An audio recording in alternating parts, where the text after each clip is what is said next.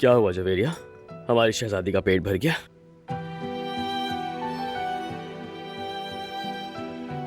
मेरी जान, हाँ, क्या हुआ? इतनी उदास क्यों लग रही हो?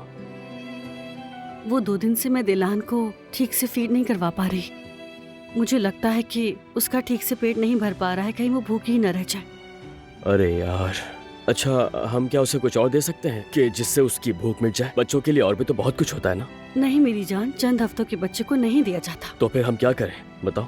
इसका कोई ना कोई हल तो जरूर होगा ना। लोग कहते हैं कि अजवाइन का पानी मुफीद होता है। मैं वही आजमा लेती हूँ। अगर फायदा ना हुआ तो फिर डॉक्टर से पूछ लेंगे कि क्या करना है। बस ठीक है, मैं भी लेकर आता हूँ। अरे घर में है, जाने की जरूरत नहीं।